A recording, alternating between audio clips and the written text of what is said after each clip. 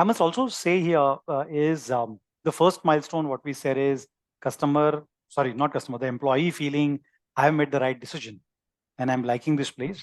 As an organization, I think we need to remember this is a continuum. So in first milestone, we said I have taken the right decision, and the continuum is I like this place. So throughout his tenure, 3 years, 5 years, 10 years, 20 years, I think organization needs to do so that he continues to get that feeling with whatever that is. Okay, let's come to the second milestone. Now it could be 60 days, or it could just happen after 5 days. Now there is a reason why we have hired that employee, right? So I'm assuming there is a job description, there are KRAs. During interview, you would have briefly told him about what that is. The first thing the line manager needs to do is sit with an employee and actually go through the KRA and the job description, saying, this is what the job role is, this is what is expected out of you. Now, some of the companies follow the OKR, the objective key results, and the initiative part of it. If you follow the KRA bit, then you need to talk about those objective key results and the initiatives, what already exist or what is supposed to do. So number one is talk about the targets and goals and outcome. Number two, also talk about the way his performance will be measured. Is it like a monthly review? Is it a semi-monthly review, etc.?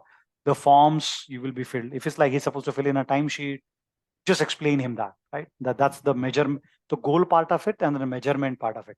Sometimes an employee would also like to know, if I'm doing this, how would I be rewarded? Yeah. If he wants that, please provide that information. It could be an incentive-based structure. It could be, employee of the quarter or whatever, that piece of it. Once the goal is clear to him or her, the resource, also talk about the tools and the techniques and the systems which are available in the company. Yeah, if it's you're an IT company, the way you write the code, the way you check in the code. If it's a manufacturing company, the plant you have, the meetings he has to undergo. And actually, you have to walk him as daddy would walk with a young baby. Yeah, so teach him small steps, make him do that, addresses all questions and queries, and ensure he starts learning it. Yeah, please allow him to take his own time. Don't expect him to be productive in a day or two. Yeah, so it's basically a skill training. So show him something, teach him something, make him do something, give him a corrective feedback. At this moment, a leader also has to follow the situational leadership model. What kind of support he needs. Some things he may pick up faster, some things he may not pick up faster. You also are inviting him for the meetings where it could be internal meetings, review meetings with customer.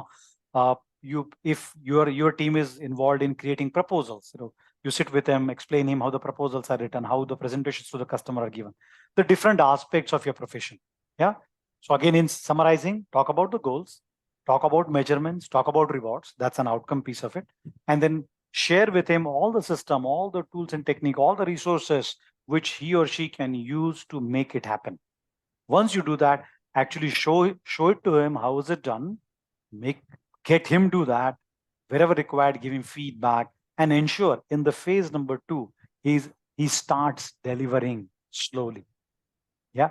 Also, please clearly state your expectation. What is expected out of a 1 week and 2 week? Otherwise, sometimes we assume he would just do it.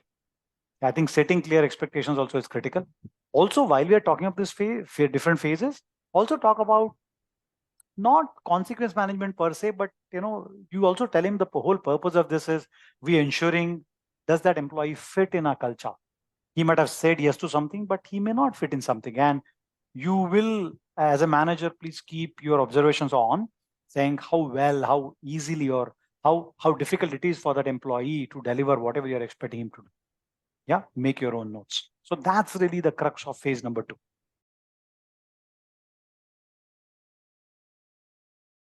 Okay, yeah.